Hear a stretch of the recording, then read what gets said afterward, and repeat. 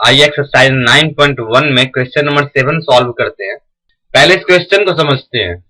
Ground के किसी point से एक 20 मीटर हाइट वाले बिल्डिंग के टॉप पे लगी एक ट्रांसमिशन टावर के बॉटम और टॉप का एंगल ऑफ एलिवेशन 45 डिग्री और 60 डिग्री है।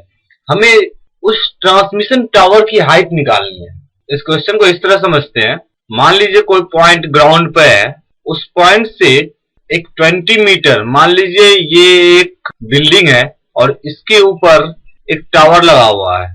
इस टावर के टॉप और बॉटम से उस पॉइंट का एंगल ऑफ एलिवेशन एक तो 45 डिग्री है और एक 30 डिग्री है।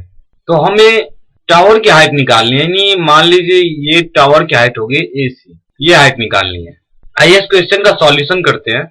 सबसे पहले तो इस क्वेश्चन में जैसी कंडीशंस दी हुई है वैसे हम एक फिगर ड्रॉ करेंगे, फिर हम इस क्वेश्चन का सॉल्यूशन करेंगे। क्वेश्चन में दिया हुआ है कि एक बिल्डिंग है जो 20 मीटर हाइट की है। सबसे पहले हम एक बिल्डिंग ड्रॉ करते हैं जो कि 20 मीटर हाइट की है। मान लिया कि BC कोई बिल्डिंग है। अब इस बिल्डिंग के टॉप पे लगी एक ट्रांसमिशन मीनार, यानी कि इस बिल्डिंग के टॉप पर एक ट्रांसमिशन टावर लगा हुआ है। मान लीजिए ये AC कोई ट्रांसमिशन टावर है। इस टावर के टॉप यानी कि A से ग्राउंड के किसी पॉइंट पे, यानी ये पॉइंट मान लेते हैं हम P, तो इस पॉइंट पे इस ट्रांसमिशन टावर के टॉप जो कि A है, वहां से एंगल ऑफ एलिवेशन 60 डिग्री है। क्वेश्चन में दिया हुआ कि टॉप से जो एंगल ऑफ एलिवेशन है वो 60 डिग्री है, तो ये एंगल 60 डिग्री होगा। उसके बाद क्वेश्चन में ये भी कहा है कि उसके बॉटम से एंगल ऑफ एलिवेशन 45 डिग्री है, यानी जो ट्रांसमिशन टावर है उसका बॉटम पॉइंट C है, तो पॉइंट C से पॉइंट P पे जो कि ग्राउंड पे है, एंगल ऑफ एलिवेशन 45 डिग्री है। हम देख सकते हैं कि पॉइंट C से पॉइंट P पे जो एंगल ऑफ एलिवेशन है वो 45 डिग्री है और पॉइंट C ट्रांसमिशन टावर के बॉटम है।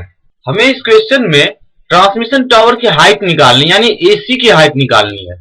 Let BC is the building and AC is the transmission tower fixed at the top of building BC. Let P is the point where angle of elevation of the top and bottom of transmission tower is 60 degree and 45 degree respectively. Question में जो दिया हुआ है कि एक building है, हमने उस बिल्डिंग को BC माना है और क्वेश्चन में दिया हुआ कि इसकी हाइट जो है वो 20 मीटर है। AC एक ट्रांसमिशन टावर है जो BC बिल्डिंग के टॉप पर है। हमने P वो कोई पॉइंट माना है जिस पे ट्रांसमिशन टावर AC के टॉप और बॉटम का एंगल ऑफ एलिवेशन 60 डिग्री और 45 डिग्री है। हम देख सकते हैं कि ट्रांसमिशन टावर AC के टॉप A से जो एंगल बन रहा है, एंगल APB, वो 60 डिग्री है और बॉटम यानी पॉइंट C से जो एंगल बन रहा है CPB, वो 45 डिग्री है। हमें इस ट्रांसमिशन टावर AC की हाइट फाइंड करनी है। From question angle APB is equal to 60 degree and angle CPB is equal to 45 degree.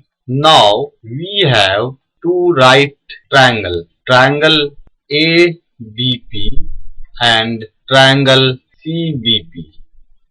In right triangle ABP we have triangle ABP में angle APB यानी कि angle P 60 degree है। tan 60 degree is equal to AB upon BP। हम इस figure में देख सकते हैं कि हम अगर tan 60 डिग्री का रेशियो निकाल रहे हैं तो tan का रेशियो होता है परपेंडिकुलर अपॉन बेस। अब 60 डिग्री एंगल के लिए AB परपेंडिकुलर है और BP बेस है, क्योंकि 60 डिग्री के सामने की साइड AB है और हम जानते हैं हम जिस एंगल के रिगार्डिंग रेशियो फाइंड करते हैं उस एंगल के सामने की साइड परपेंडिकुलर होती है। तो 60 डिग्री के सामने की साइड AB है तो ये परपेंडिकुलर होगी, एडजेकेंट साइड BP है तो ये बेस होगा, is equal to perpendicular upon base. That is 60 degree की वैल्यू हम जानते हैं √3 होती है, तो √3 is equal to AB।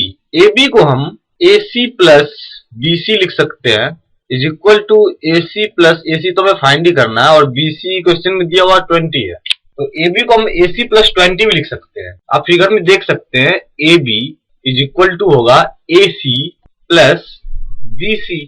3 is equal to AC plus 20 upon BP, that is BP is equal to AC plus 20 upon √3।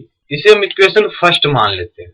Now from right triangle CBP we have, तो हम अपने राइट ट्रायंगल CBP में tan 45 डिग्री का ratio निकालेंगे। तो 45 degree के लिए CB perpendicular होगा और BP बेस होगा, क्योंकि 45 डिग्री के सामने के साइड है CB। tan 45 degree is equal to CB upon BP। CB यहाँ परपेंडिकुलर और BP बेस है, दैट इज हम जानते हैं कि tan 45 डिग्री 1 होता है, तो 1 is equal to CB upon BP, that is BP is equal to CB। और CB की वैल्यू हम जानते हैं कि 20 मीटर है, that is BP is equal to 20 metre. Put this value of BP in equation first, we get equation first जो है BP is equal to AC plus 20 upon √3 है, that is BP की value अभी हमने 20 निकाली है, तो 20 is equal to AC plus 20 upon √3। Cross multiplication करने पे that is 20 √3 is equal to AC plus 20, that is AC is equal to 20 √3 minus 20 is equal to 20 common लेने के बाद 20 into √3 minus 1 meter. Hence, height of transmission tower is 20 into √3 minus 1 meter.